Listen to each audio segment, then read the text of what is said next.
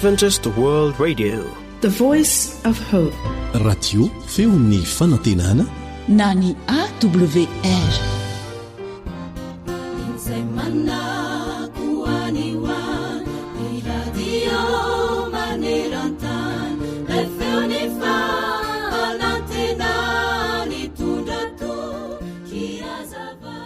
Indray andro ty lehilahy mpanankarena be anankiray dia somary gaga sy sadaikatra ihany raha nahita ity mpanjono anankiray sady nipetraka ilay mpanjono ny tsy nanao nininona teo ambonin'ilay sambony dia tsy aritra ilay lehilahy mpanankarena izany ary dia nanantona ilay lehilahy mpanjono izy sady nanontany hoe fa maninona re ianao tsy manjono hoe efa ampy izay ny androany hoy ilay mpanjono namaly.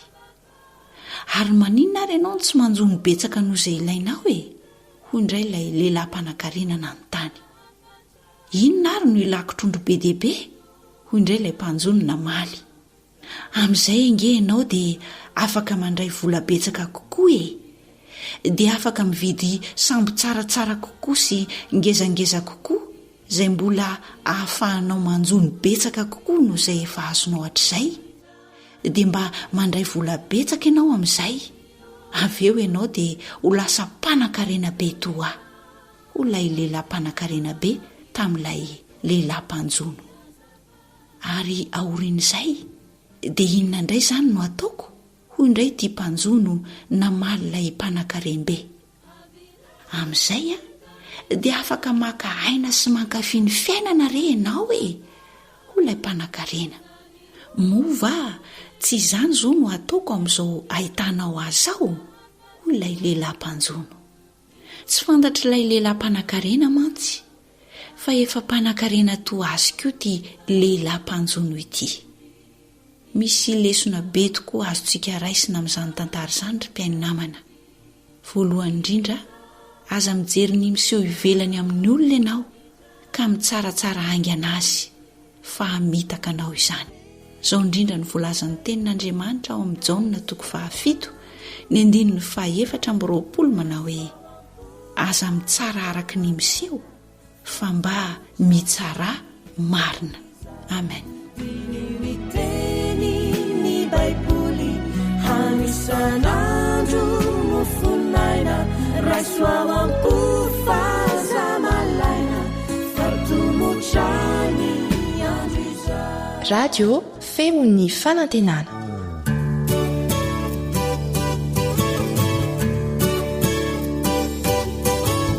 Atolotry ny feo fanantenana ho anao tsara ho fantatra.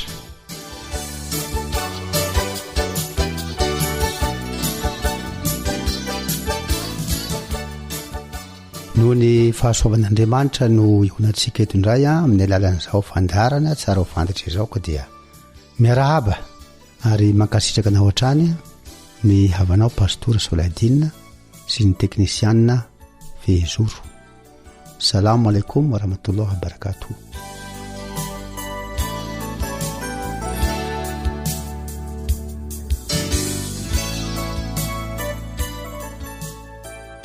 Na ny Coran na ny Baiboly dia samy miresaka mikasika ny andro farany ary samy miresaka mikasika ny fiverenan'i Jesosy Kristy.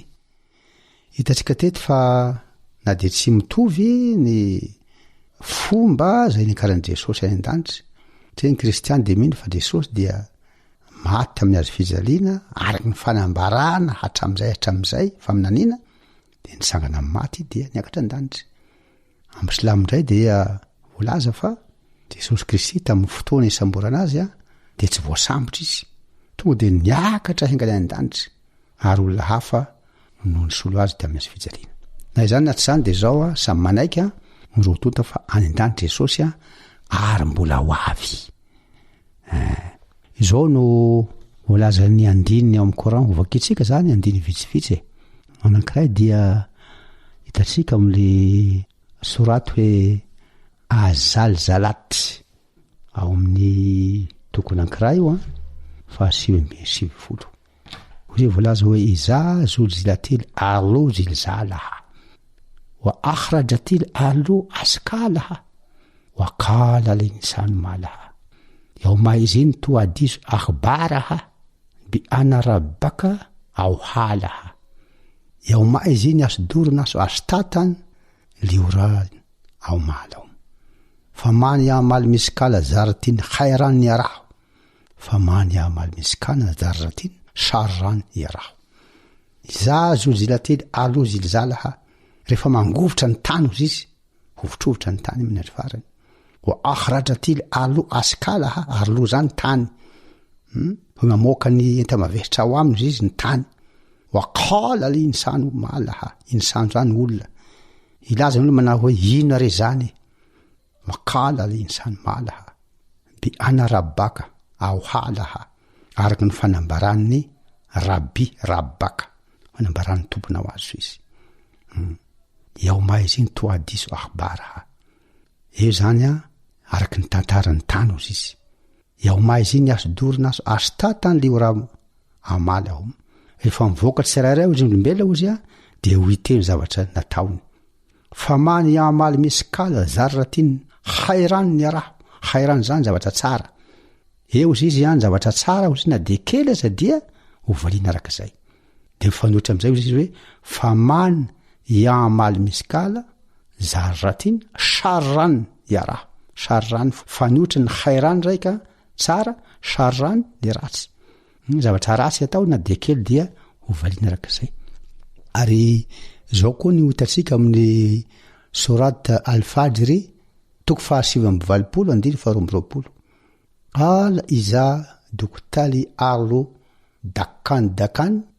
wa jaa rabbuka wal malaku soafan ozy am'y teny français hoe prenez garde quand la terre sera complètement pulvérisée et que ton Seigneur viendra avec les anges rang par rang tandremana reo ozy izy rehefa potipotika ny tany ka ho avy ny tomponao jesosy ny tiana ambara am'izio le Isa bony Mariama ho avy ny tomponao ozy izy miaraka am'ireo anjely ozy izy rang par rang milahatra tsara de ozy izy hoe ao amin'ny Azorof ndray ty surat Azorof surat 7:120 wa innahu la ilmun lisaati fala tamtarun biha wa tabiun haza suratul mustaqim il sera ainsi au sujet de leur Jesosy ny tena ambara amin'io tsery ambony de Isa Mariama resahany il sera ainsi au sujet de leur i de famantarana ozy izy amin'ny andro farany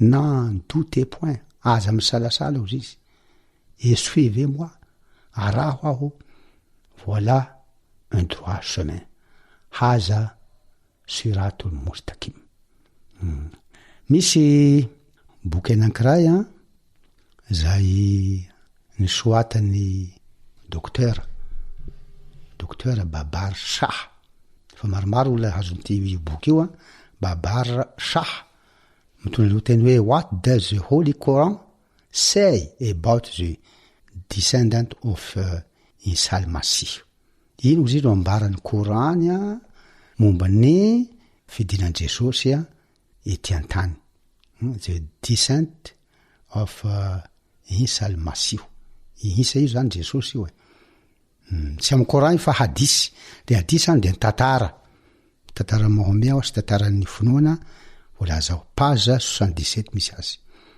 izy hoe the son of man shall descend among you as a just ruler ny zanak'ola ozy dia hidina aminareo amampanapaka azy then he will break the cross manaitra eto he will break the cross hanapotipotika ny hazo fijaliana izy and kill the swine amin'ny hafa de izy hoe kill the pigs io zavatra ray ihany io sady hanapotika ny hazo fijaliana ozy izy no hamoniko so and put an end to war then there will be such abundance wealth that nobody will like to accept it hisy ozy izy harembe vava hoentiny ka tsy hisy olo ozy hanaiky an'izay zavatra hitatsika izy zany dia manaiky ny hadisy ny silamo fa hidetetany Jesosy Kristy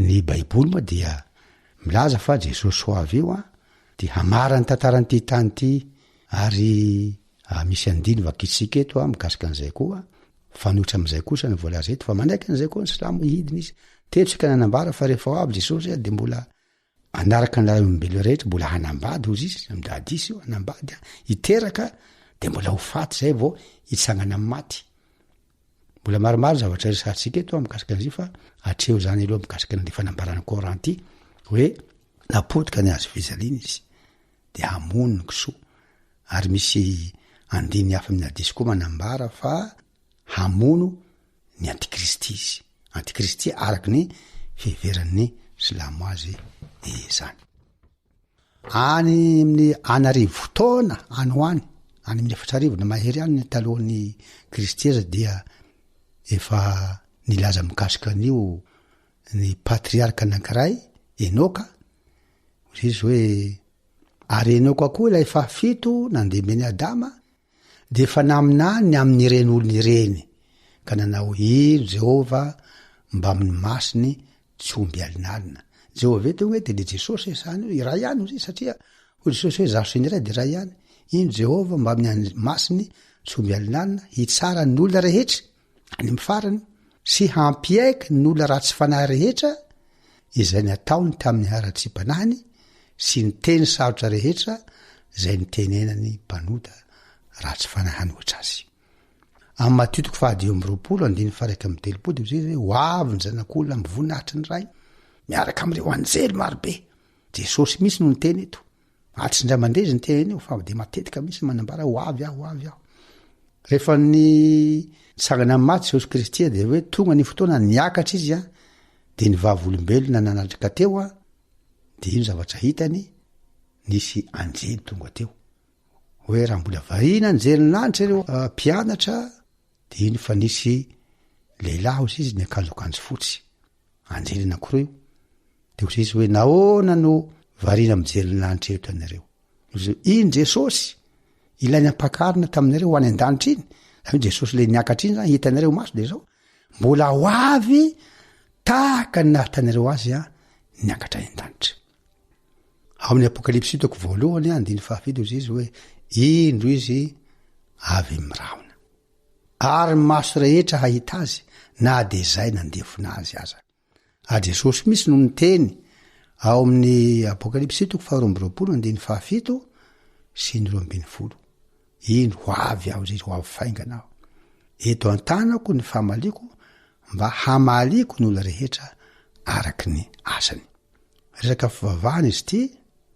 atao mitsara ho fantatra resaka finoana de tsara no mantarasika fa ho avy Jesosy Kristy hamaly ny olona rehetra araky ny asany mino an'izany kristianina ary mino fiveny Jesosy koa ny Islamo ko dia sika zany tokony hiomana am'izany fivina be voninahitra ekeny rehetra izany amampivavaka atsika mirasoa asika rehetra zany baraka loha afika toy izay ny fandaratsika androany ity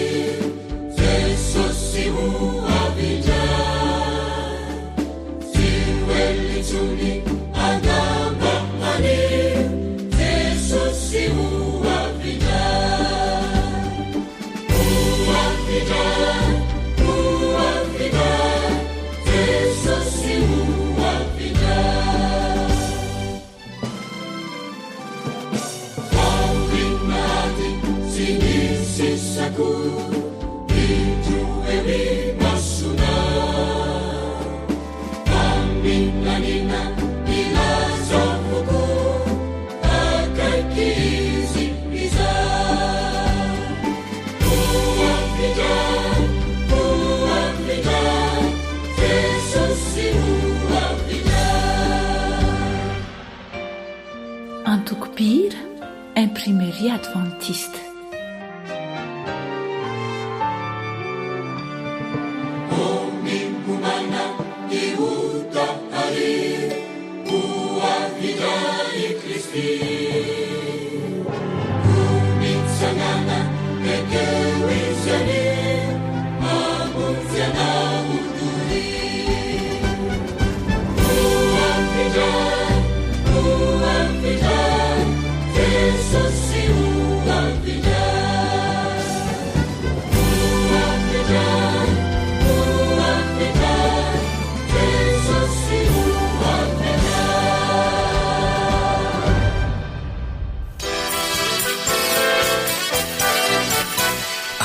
AWR manolotra ho anao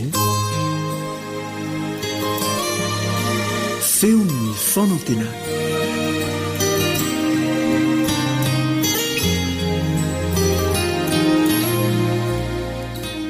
ampifeliana lalandava ny onanay aminao amin'ny alalan'ity fandaharana tolotry ny radio adventiste maneran-tany ity ny miaraka aminao etoanio dia ny tenanay Yolande Ratsiomanana eo amin'ny lafin'ny teknika kosa dia ny namana samina.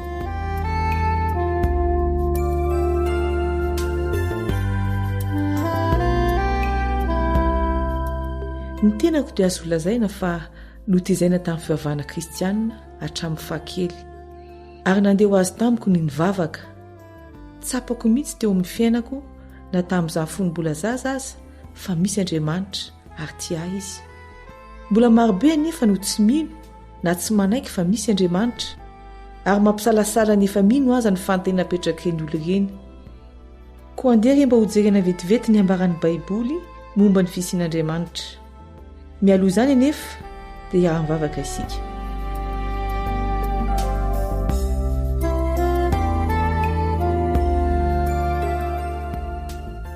Rainay ozy any an-danitra, raha maky sy andinika ny teninao izahay dia manampy anay hatakatra izay tianao ambara aminay anio. Meteza raha eo anazava sy hanoro lalana anay noho ny amin'ny anaran'i Jesosy no angatana izany. Amen.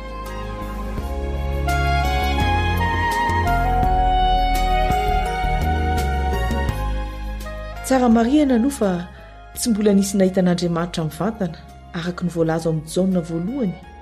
Jaona voalohany toko 4 ary ny 12. Tsy mbola nisy olona nahita an'Andriamanitra na oviana na oviana. Nefa ny Baiboly ihany manambara fa misy antony telo azahoana antoka fa misy Andriamanitra na dia tsy hita maso azy izy. Voalohany voalaza amin'ny Salamo 8:1-2. Salamo 8:1-2. Ny lanitra mitory ny voninahitr'Andriamanitra ary ny abakabaka manambara ny asan'ny tanany. Ao amin'ny bokin'ny Salamo ihany, Salamo 5 ary ny 13. Raha jereko ny lanitra izay asan'ny ratsan-tananao sy ny volana mankitana izay noforononao. Mbola toizantsika ihany ny vakiteny ao amin'ny Salamo ihany, Salamo 7:9, 5-5. Salamo 7:9-5. Ny tendrombohitra miempo tahaka ny savoka eo anatrehan'i Jehovah dia eo anatrehan'ny tompon'ny tany rehetra. Ny lanitra maneho ny fahamarinany ary ny firenena rehetra mahita ny voninahiny. Raha fitinina izay voambaran'ny Baiboly araka ireo vakiteny natao teo ireo dia izao no azo lazaina. Asa tanan'Andriamanitra ny zavaboary rehetra izay hita etỳ ambony tany, eny fa ny eny amin'ny lanitra sy abakabaka aza. Manaraka izany, mampiseho ny toetran'Andriamanitra ireny zavaboary ireny. Araka ny voalazan'ny vakiteny teo dia marina sy be voninahitran'Andriamanitra izay Andriamanitra mpamorona. Ary nanontany azy Mosesy hoe iza moa ny anaran'Andriamanitra dia izao no valiny. Ao amin'ny Exodosy 7:1-4. Exodosy 7:1-4. Ary hoy Andriamanitra tamin'i Mosesy, izaho izay izy hatrizay sy ho mandrakizay. Izaho izay izy hatrizay sy ho mandrakizay. Izany hoe Andriamanitra tsy manam-piandohana sady tsy manam-piafarana. Mihoatra noho izay mety ho takatry ny sain'olombelona. Noho izany dia ilana finoana ny fisiny fa tsy azo azavaina na porofoina amin'ny hevitr'olombelona. ankoatra ny zavaboary izay maneho ny fisian'Andriamanitra dia andeha ho jerentsika ny voalaza ao Genesis toko voalohany, Genesis toko voalohany 1:17. Ary Andriamanitra nahary ny olona tahaka ny endriny, tahaka ny endrik'Andriamanitra ny namoronany azy, lahy sy vavy ny namoronany azy. Ilay Salamo 9 izay efa novakiana teo mikasika ny zavaboary no hovakiana indray, ary eo amin'ny 1:4 dia izao ny voalaza: inona moa ny olona no ahatsiovanao azy, ary ny zanak'olombelona no amanginao azy, fa efa nataonao ambany kely noho Andriamanitra izy, ary efa nosatroanao voninahitra sy fiandrianana. Efa nampanjakainao amin'ny asan'ny tananao izy, ny zavatra rehetra efa nataonao eo ambanin'ny tongony. Tsy vitany hoe noarin'Andriamanitra tahaka ny endriny olombelona, fa nomeny voninahitra, fiandrianana ary fanjakana. Andriamanitra latsaka kely ho ny fitenenana. Fitiavana lehibe izany, ary andraikitra sarobidy nomen'Andriamanitra ny olona. Tsy tonga foana tety ambonin'ny tany ny olona, fa napetrak'Andriamanitra tetỳ mba hikarakara sy hamelomaso izany. Ankoatra ny zavaboary sy ny olombelona izay samy maneho ny fisian'Andriamanitra, iza koa no manambaran'Andriamanitra? Jaona 4:7, Jaona 4:7. Jesosy no miteny eto: izany ely izany no nitoerako teto aminareo, ka tsy mbola fantatraka ho ihany va aho, Filipo? Izay nahita ahy dia nahita ny Ray. Jesosy no miteny eto. Rehefa tonga tety ambony tany Jesosy dia nitoetra n'Andriamanitra ny toetrany, ny fiainany lanitra no ny ainany, ary toroteny vela ho an'ny olombelona rehetra izany. Ko raha te halala bebe kokoa an'Andriamanitra ianao, dia adinio Jesosy, alaliny ny fiainany, ny fampianarana nataony, fa ho fantatrao tokoa ny Ray, Andriamanitra mahery, Andriamanitra mandrakizay. Mbola hovakitsika ihany ao amin'ny Romanina 5, Romanina 5:9. Fa Andriamanitra mampiseho ny fitiavana itsika, fa fony mbola mpanota isika dia mato antsika Kristy.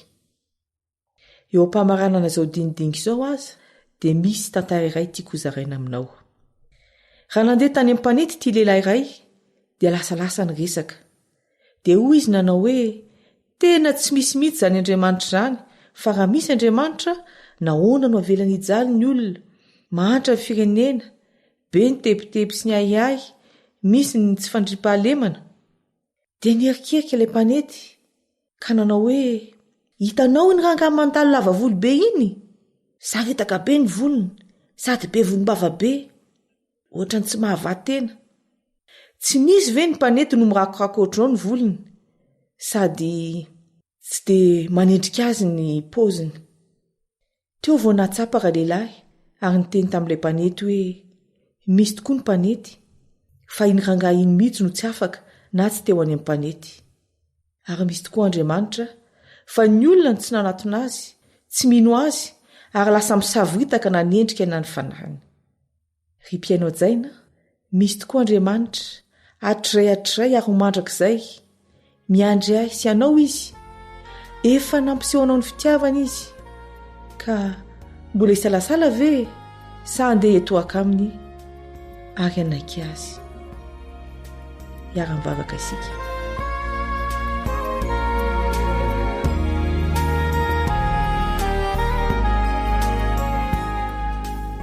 Andriamanitra iray io, ny Baiboly dia manambara ny fisianao, ny fitiavanao anay. Manatona anao izay amin'izao fotoana izao, mamelany tsy finoanay tamin'ny lasa. Ampio kosa izahay mba hatoky sino anao mandrakariva, ary noho ny amin'ny anaran'i Jesosy no angatahana izany vavaka izany. Amen.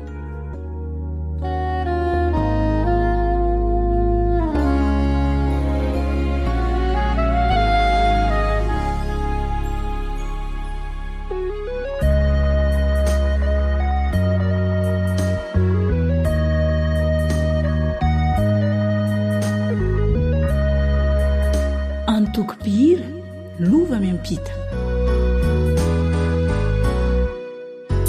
Angano ny hai tany tavany Jesosy, tsy angano ny hia rakaminy jeso ary antany vaovao sy lanitra vaovao tsy mba angalo ny aramo ny naminy izao ve mpamonjy ao mba ho isany anao mariry ao hivanjina ny endrikao mamiratra ka eke ka mba eke wow.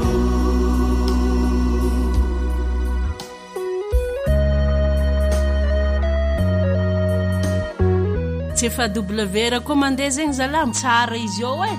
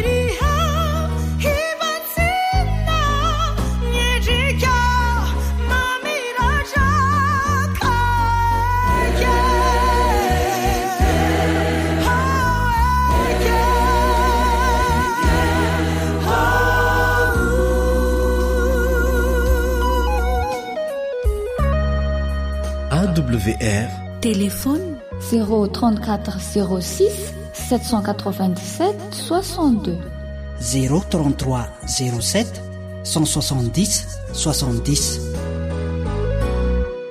Siangano andizare lai fiai non mauva Siangano ni hia ramunina mire savabuari marube anzeli bibicu ifankatia si usa Machaduri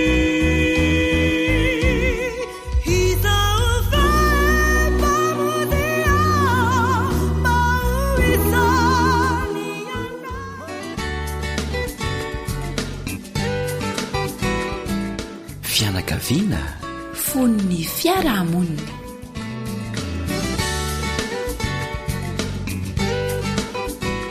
dia miaraba ny fianakaviana rehetra miaraba ny dada neny zoky zandry ao atokantrano ao miaraba ny mpiaino rehetra mpanaraka ity fandarana natao an'ny fianakaviana ity miaraka aminao eto ny namanao Ilion Andriamitanso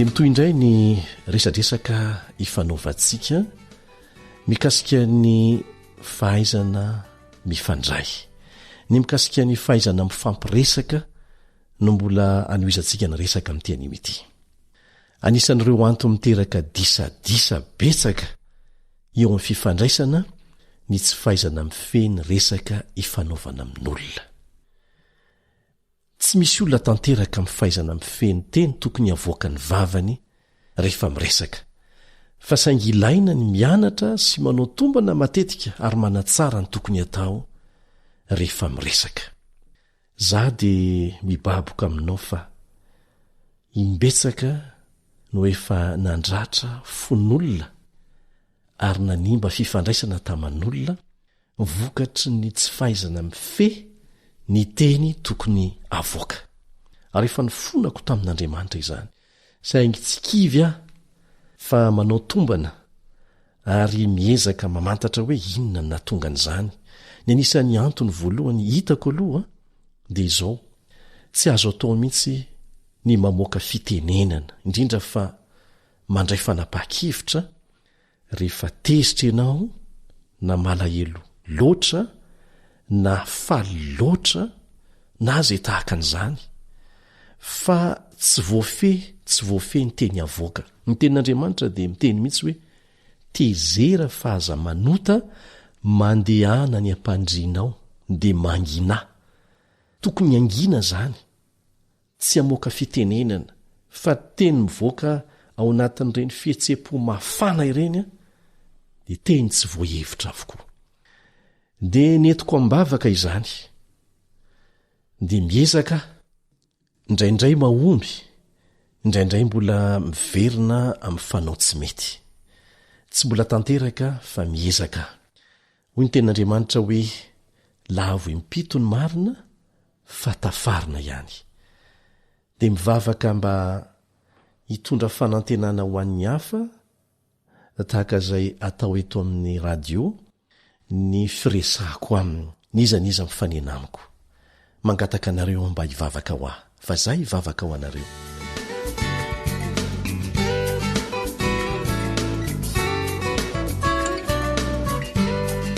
Ndea ho verintsika vetivety ireo teny malaza ao amin'ny tenin'Andriamanitra mikasika ny fitenenana rehefa miresaka. Atserovantsika mandrakariva fa saropady io resaka fitenenana io amin'ny lafiny rehetra mihitsy.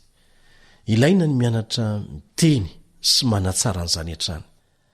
Olombelona tsy tanteraka isika ary mety ianao fahadisoana fa ny zava-dehibe dia ny fiarenana. Iangy avy eo indray dia miezaka mba hanao ny tsara. Tsy mbola nisy olona nomelohina noho ny fiainoana fa marobe ny voaheloka noho ny teny navoaka ny vavany fotsiny. Efa nianarantsika teto fa hatrany amin'ny 700 mahery amin'ny fihetsika sy ny fiteny ary ny fijery ny zavatra ataontsika dia efa mandeha ho azy fotsiny. Ka raha tsy mitandrina isika dia hiteraka olana ao antsika ireny zavatra mandeha ho azy ireny satria be dia be amin'ireny no zavatra tsy tokony atao. Efa ela no nilazan'ny tenin'Andriamanitra fa ny teninao no hanamarinana anao ary ny teninao no hanamelohana anao. Hitantsika izany ao Matteo 12:7-7. Ny teninao no hanamarinana anao ary ny teninao no hanamelohana anao. Miara manaiky ny fahamarinana izany tsika. Matteo 12:7 misy an'izay ho antsika izay mandray an-tsoratra.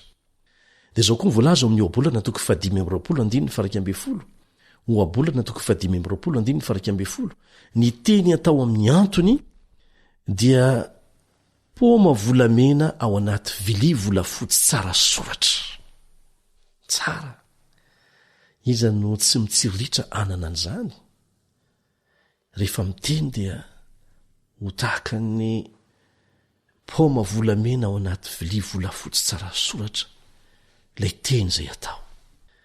Dia betsaka ny tenin'Andriamanitra miresaka mikasika an'izany fa vakitsika faran'izay voalaza ao amin'ny oabolana 12:17. Oabolana 12:17. Misy mandefandefa teny tsy tsaroana ka tonga toy ny fanindro ny sabatra. Io ilay teny tsy tsaroana io ilay voalaza ny mpikaroka mikasika ny fifandraisana fa mandeha ho azy hatrany amin'ny 700 ny mahery. Dia mandefa fitenenana isika izay matetika no tsy tsaroana kanefa teny manindrona ny hafa, mandratra ny hafa. Dia izao no toy ny teny fa ny lelan'ny marina dia fanasitranana kosa. Mivavaka ary aoka hifampivavaka isika fa io ny sarotra indrindra. Hoy ny voalazan'ny apôstôly Jakoba ao amin'ny Jakoba 3:5 sy ny 4 ary ny 5 manao hoe dia toy izany koa ny lela rantsana kely kanefa mirery efatratra, indro ny fiavovony antota-kazo arehitry ny afo kely. 5 ary afo ny lela dia faharatsiana tsy hitalany eo amin'ny momba ny tenantsika dia ny lela ny mampipentipentina ny tena rehetra, mampirehitra ny zavatra rehetra sady arehitry ny elo izy. 5 fa tsy misy olona mahafolaka ny lela, zava-dratsy tsy manam-pijanonana izy sady feno ody mahafaty. Izay no mahatonga mangataka vavaka ary manasanareo mba hivavaka ihany koa fa tsy vitany maolona io fa mila ery avy amin'Andriamanitra ny ezaka ataotsika ka ndao hianatra re efa nahen'olona ve nao ny teny hoe za tsy mba mahay miresaka amin'olona mihitsy tsy hitako ny anomboana azy ny fomba noizana azy kory am'resaka aza le olona ny mamaly aza manahirana inona ny tokony ataoko ekena fa misy olona azonao antoka fa ampiditra resaka tsy tianao enona rehefa avy miarabanao izy ny oloatra n'izany dia azonao ataony tsy mamaly azy tsotra fotsiny tsy ilana fampisehoana fahatezerana na endrika maneho fahasosorana isika vehivavy matetika no tena tiana olazaina amin'izany satria misy olona indraindray miresaka zavatra zay manahirana antsika tsy mila mampiseho hatezerana na endrika maneho fahasosorana fanginana diampy fa andeha ho jerentsika ary ny tokony ho fizotra ny fifampiresahana eo amin'ny olona anankiroa araka ny tokony ho izy sy ny tsara ho fantatra mikasikan'izany na dada sy neny io na zoko sy zandry io na ray aman-dreny sy zanaka io na mpiaramony eo an-tanàna io na mpianatra sy mpampianatra io na mpivarotra sy mpividy io dia tafiditra ao anatin'izany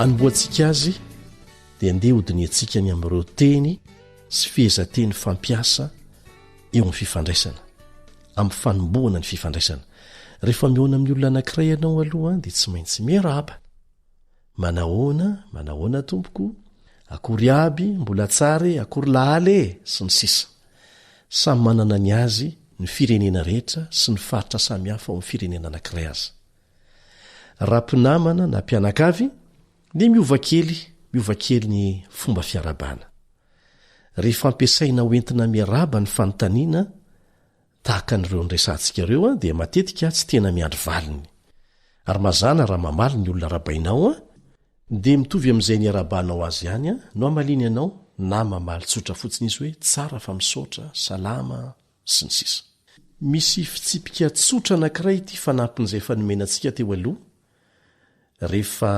hiresaka tsy maintsy tsy hoe tokony fa tsy maintsy ampifanarahanao amin'ny kolotsain'ny olona mifandray aminao ny karazam-piarabana ampiasainao tsy maintsy ampifanarahanao amin'ny kolotsain'ny olona mifandray aminao ny karazam-piarabana ampiasainao vo miditra ny toerana anankiray zany ianao ny tanàna anankiray na miresaka amin'ny olona anankiray koa zay mbola tsy niona taminao mihitsy dia mila fantarinao zay azo atao ange ny manontany tsotra amin'ilay olona hoe ahoana moa ny fomba fiarabana aty amin'ny faritra misy antsika azonao ampianarina ve tsy mitovy ny fomba fiarabana sy ny fomba amaliana azy na samy eto Madagasikara aza noho izany dia tsy maintsy ianaranao mihitsy zany milohany andehananao amin'ny toerana anankiray aza raha azo atao nisy fotoana izay fananaovanay fanadihadiana tamin'ny faritra samihafa teto Madagasikara dia izay ny zavatra tsy maintsy fantarina meloha ny farafakeliny voalaza fa mampikatona fifandraisana ny tsy fanaovana an'izany izany ene no antony tsy maintsy hanajana ny teny paritra ny kolotsain'ny faritra rehefa miasa amin'ny hainao manjery ianao fa tsy hoe rehefa mety aty amin'ny toerana misy dia tireko tsy maintsy ety any amin'ny kolotsain'ny hafa mampikatona fifandraisana zay zavatra resahanao rehetrarehetra eo dia tsisy dikany avokoa henoiny fotsiny fa ny fony efa mikatona meloha fantaro mihitsy ny fomba fiarabana rehefa miditra amin'ny faritra anankiray ny fomba fiarabana farafakeliny zay akoatry ny fihetsika tokony atao any amin'ny faritra sasany aza dia samy hafa ny fomba fiarabana ny olona efa lehibe sy ny tanora dia mbola samy hafa koa ny fiarabana ny tanora zazalahy sy ny tanora zazavavy any amin'ny faritra atsimo ohatra aorian'izay fiarabana izay dia mazana miditra indray ny resaka kapobe ny fanaovana zavatra iraisana ny resahana ohatra momba ny toetrandro na ny vaovao izay efa fatapatatry ny rehetra ihany na ny zavatra ny seho teo amin'ny fiarahamonina ohatra hoe tsara kosa ny andro androany na koa hoe ahoana ny hevitrao momba ny fiakaran'ny viditsolika na koa hoe renao ve ny momba ny zavanitranga tamin'ny rakoto sy ny sisa zavatra akapobeny mazana dia teny foy no malinan'izany satria fomba fifanajana fotsiny ihany zany fanontaniana izany fa tsy natao iazahana amantarana izay tena efitra ilay olona akory zava-dehibe tsy azo tsinotsiniavina zany a ny manomboka amin'ireo dingana roa ireo dia ny miarahaba amin'ny fomba fiarabana mifanaraka amin'ny kolotsain'ny olona iresahanao dia manontany na manao fanamarina mikasika ny zava-misy akapobeny fa raha sanatria ianao miditra lalina avetrany amin'ny resaka atao kanefa voaniona tamin'ny olona anankiray dia tsy maintsy hitondra olana izany atreo aloha amareo dingana anankiroa ireo a dia tsy ampilazana fa efa mifampiresaka ianao sy ilay olo iresahanao vao manomboka resaka ianao raha miarahaba sy manontany zavatra akapobeny vao manomboka ny resaka amin'izay fotoana izay mety isy fifanakalozana fanontaniana sy valiny mandritra ny fotoana foy a kanefa amin'ny akapobeny dia tsy maharitrely izany resaka akapobeny izany a ary tsy miditra lalina ny tena resaka izany a dia manomboka rehefa milaza zavatra manambara hevitra manandanja ifanakalozana amin'ilay olona miresaka aminao ianao na fanambarana zay arahana fihetsepo na ilay olona mifampiresaka aminao na ianao ary manomboka mialalina ny resaka ifanaovana amin'izay mario tsara ireo fiampitana miainga avy amin'ny fifampiarabana tsotra arahany resaka kapobeny makany amin'ny resadresaka manandanja ao anatin'ny fifampiresahan'ny olona anankiroa manasanao ary hiaino tsara ity ohatra anankiray ity maneho ny fifampiresahana eo amin'ny olona anankiroa dia mario tsara ny hoe atraizany resaka savaranonando fotsiny dia rehefa manahoana izy ireo no miditra ny votoatin-dresaka dia aveo a dia mamarana ny resaka nataony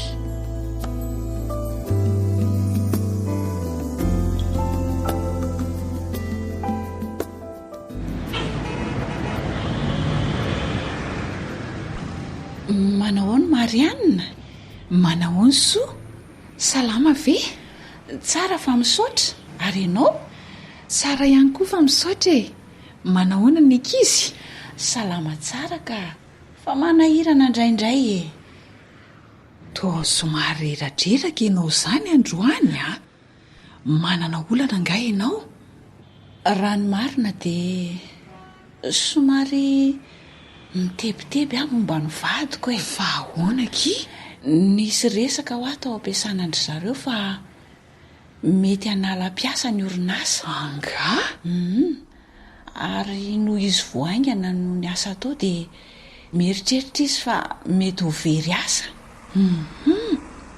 tena mampieritreritra tokoa izany a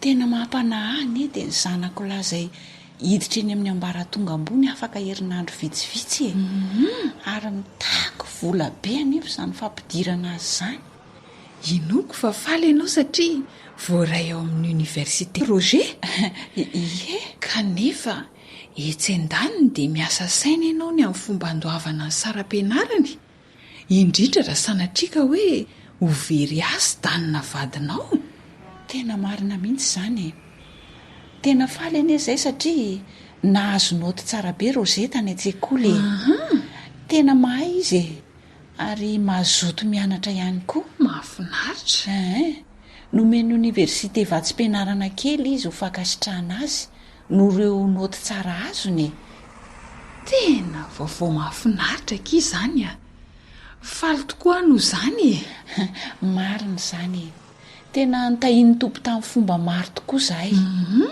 salama tsara izay ary efa nanokana vola tao amin'ny kaonto manokana hatramin'ny nahaterahan'ny Roger mba hanomanana ny fidirana eny amin'ny université tsara kosa izany a ie ka tsy tokony hoe mbola hisy olana aloha ny aminy e fa ny tena mampitebiteby any edy ny amin'ny danina izay mety ho very asa e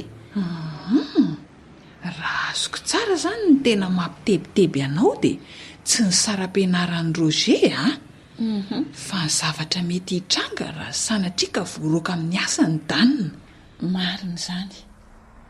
Matetika indriny mankahery ahy mba tsy hitebiteby amin'ny toejavatra manahira-tsaina toy izany. Ary tena nanampy ahy be deaibe tokoa izany a. Izany dia anjarako indray izao mampahery sy manome torohevitra mety ahasoandry. Misaotra kia. Raha sanatria very azy tanina dia mino aho fa anampy azy hita asa hafa Andriamanitra. Fantatro fa marina izany tenindry izany ry soa. Mila matoky an'Andriamanitra kokoa ary mametraka ny ampitso eo an-tanany. Misaotra indrindra kiry soa noho ny fanohanana sy ny fankahirezana nataondry. Kare izany aneny mahampinamany ilaozako ary alohandry mbola andeha hividy loaka atao sakafo atoandro aho zao. Eny ary faly any ona tamindry. Za koa toraka izany mampamangy any amin'ny fianakaviana any misaotra hivavaka ho anareo ahy misaotra indrindra mandra-piona veloma ary.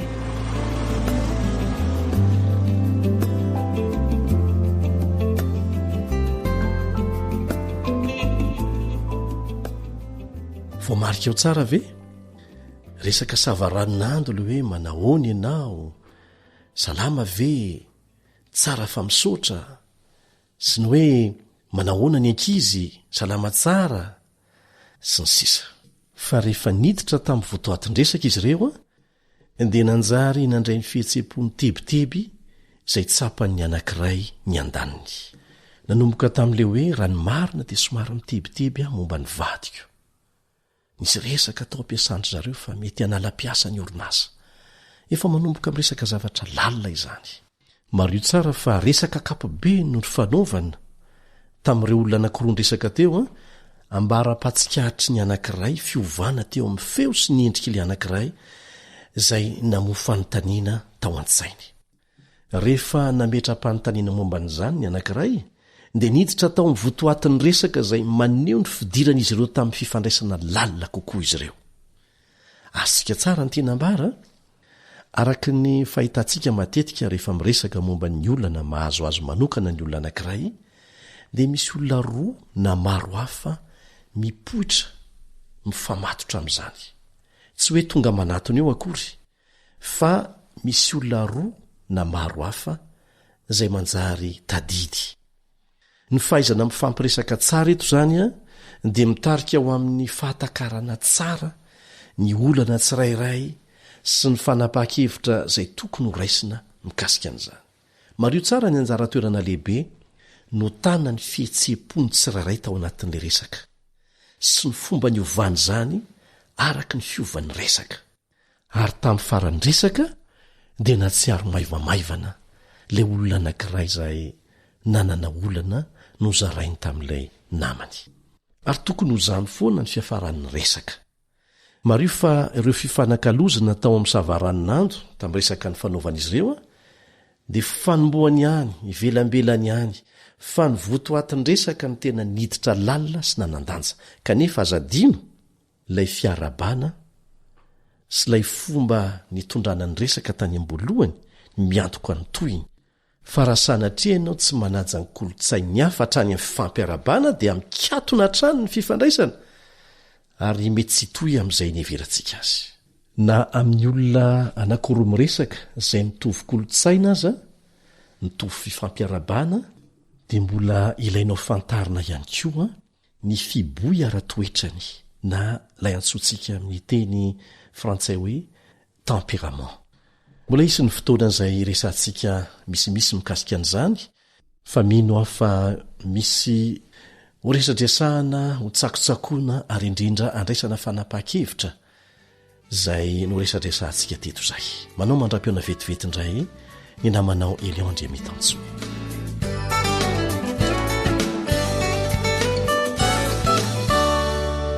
Ilay feo ny fanantenana.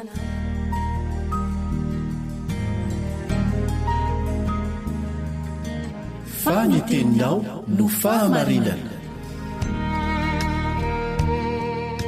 Taridalana manokana fianarana baiboly avoaka ny Fiangonana Adventista maneran-tany. Iarahanao amin'ny radio feo ny fanantenana.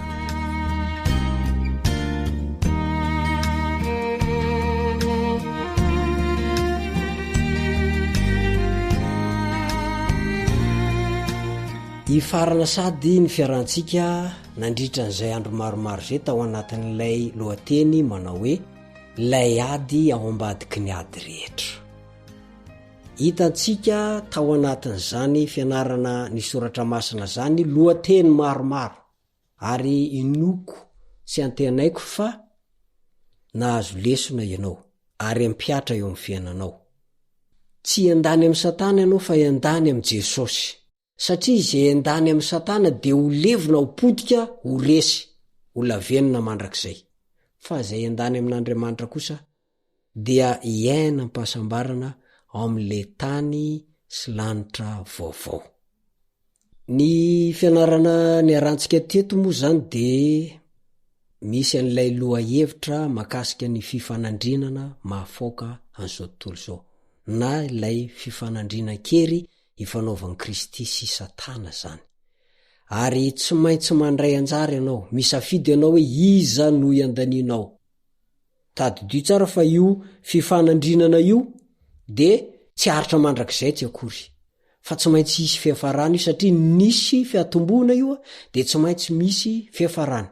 Tsy mba tahaka an'Andriamanitra tsy nisy fiandohana io ka tsy ho isy fiafarana, fa ny fifanandrinana zany de tsy maintsy misy fiafarana io, ary ho avy Jesosy hamarina an'io. De hampalahelo izay mendany amin'ny Satana amin'izay fotoan'izay fa ho lasa lavenina tanteraka izy, ho mai ny afo be izy na ny helo. Rehefa nandinika niny fifanandrinana iny sika de tadidintsika tsara fa voaroka avy any an-danitra Satana sy ny anjeliny. Zay no midika fa ny tsara sy ny ratsy zany tsy afaka miara-monina, ary ny tsara tsy afaka ndefitra ny ratsy mihitsy, fa tsy maintsy ho foanana izy, tsy maintsy ho levonina izy. Tadidio tsara fa io fifanandrinana io de mahakasika ny ara-panahintsika io, mahakasika ny momba an'Andriamanitra io, mahakasika ny momba ny fifandraisantsika amin'Andriamanitra io. De ianao zany tsy maintsy mandray anjara amin'io, misafidy, ampiasao ny safidinao ho amin'ny tsara, ampiasao ny safidinao amin'ny fiandaminana amin'Andriamanitra. Aza manaiky iray petsapetsa amin'ny Satana mihitsy na ny zavatra ratsy entiny, fa rehefa mendany amin'ny Satana isika, mendany amin'ny Satana ianao, podika tanteraka, vita tanteraka, mandrakizay tsy ho avitra intsony, ho lasa lavenina. Ka raha nisy zany io ady io de nitady vaholana Andriamanitra, de nanolorany ny zanany lahy tokana, tsy misy ambony tsy misy ambany, tsy misy faharoa fa de izy ihany. De isika no afaka fa ilay zanany lahy tokana no nafoy no antsika. Ilay vehivavy kristianina, mpanoratra boky kristianina, ao amin'ilay boky mitondra ny lohateny hoe Hery ny fanandrina, takila 850. De toy izao no fanotsoritany an'izay zavatra izay. Tamin'ny nandroanany Satana avy tany an-danitra, de naneo ny fahamarinan'Andriamanitra ary niazona ny voninahitry ny seza fiandrianana. Fa rehefa nanota kosa ny olona tamin'ny fanekeny ny fitakio fanahy ny vadikio, de naneo pirofo mibaribary ny fitiavana izy tamin'ny fanolorany ny zanany lay tokana ho faty ho an'ilay taranaka lavo. Eo amin'ny fanavotana no anambarana ny toetra mampanahin'Andriamanitra. Aseho ny fonjakevitra mahery vaika avy amin'ny azo fijaliana ho hita ny tontolo rehetra, fa tsy azo iampangana na oviana ny fitondram-panjakan'Andriamanitra ny lalampahontana no fidin'ny Losifera. Ary mbola tohizany ao amin'ny takila 750 zay, toy izao: manambara ny tsy fiovan'ny lalàna ny azo fijalian'i Kristy, sady mitory amin'izao rehetra izao fa fahafatesana no tambiny ota. Teo amin'ny antso natao amin'ny mpamonjy teo amin'ny mpialanaina hoe vita no nanenoan'ny lakolosy-paty ho an'ny Satana. Tapaka tamin'izay ny amin'ilay ady lehibe zay efa ela loatra no naretany. ary azo antoka ny fanafoanana tramo fakany ny ratsy. Niditra mivaravara-pasana ny zanak'Andriamanitra mba handringanany amin'ny fahafatesana ilay manana ny herin'ny fahafatesana dia ny devoly. Misy fanontaniana mba iaraha-misaintsaina ty. Enoy tsara. Raha fantatr'Andriamanitra fa ikoa Losifera, nahoana moa no nomeny fahafahamisafidy izy? Na koa hoe rehefa nikoa Losifera, nahoana n'Andriamanitra no tsy nandringa anazy avy hatrany? Zay le fanontaniana tany alohabe. Ahoana moa zany no mety fihetsika izao tontolo izao voary rehetra, lay voary tsy lavo raha ohatra hoe naringa an'Andriamanitra avy hatrany i Satana fa tsy navelany velona tahaka an'izao? Nahoana ny zava-dehibe tokoa no atakaran'izao tontolo izao ary rehetra ny amin'ilay fifanandrinana lehibe ao amin'ny drafim-pamonjena? Zay fanontaniana mipetraka. Inona ny antony azonao eritreretina ny amin'ny hafatesan'i Kristy teo amin'ny hazojaliana? Ny aneho ny toetran'Andriamanitra ihany ve zany? Sa ny handohan'ny onitry ny fahotana? Raha izany no izy, nalota amin'iza ilay onitra. Inona ny tiantsika ho lazaina rehefa mampiasa ny teny hoe fifanandrinana lehibe isika? Mba azonao tao ve ny fanakalo hevitra ny makasika an'izay? Inona avy moa ireo andinitsiratra masina miresaka momba ny mazava misy ny fifanandrinana lehibe? Mety mahita tantara ianao anaty Baiboly manamarina fa misy tokoa io fifanandrinana lehibe io. Ahoana no mahatonga ny fatakarantsika zay miandro ny fiviany Jesosy ho avy tsy ho ela? Tsy hitovy amin'ireo antoko-pivavahana hafa. Inona no mampiavaka antsika amin'io loha-hevitry ny fifanandrinana lehibe io? Ireo ny fanontaniana mendrika ho valiana.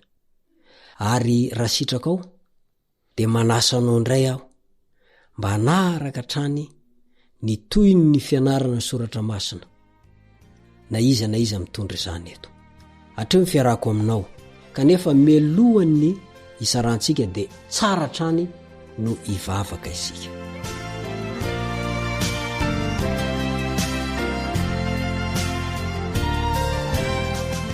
Ry raina izany an-danitro, tena tianay tanteraka ianao.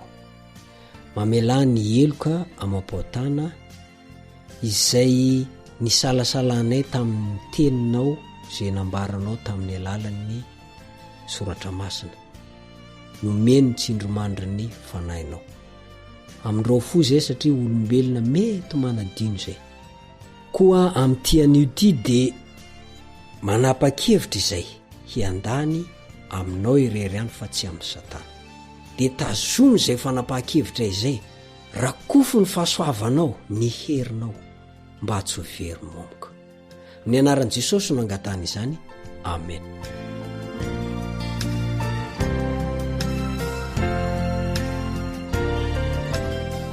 Misaotra ny teknisianina Sam napita ny feo tany amintsika tsirairay avy, ary manome fotoananao indray ny namanao Risara Andrenjatovo dia mametraka amin'ny veloma mandra-piona ho amin'ny manaraka indray.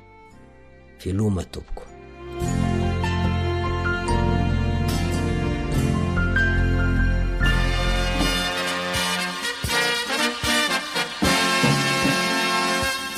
Adventist World Radio, the voice of hope. Radio Femon'ny Fanantenana. Ny farana treto, ny fanarahanao ny fandaharan'ny radio Feo Fanantenana na ny AWR amin'ny teny Malagasy. Azonao ataony mamerina miaino sy maka maimaim-poana ny fandaharana vokarinay amin'ny teny pirenena mihoatriny 100 amin'ny fotoana rehetra. Raisoaryn'ny adresy ahafahanao manao izany: awr.org na feofanantenana.org.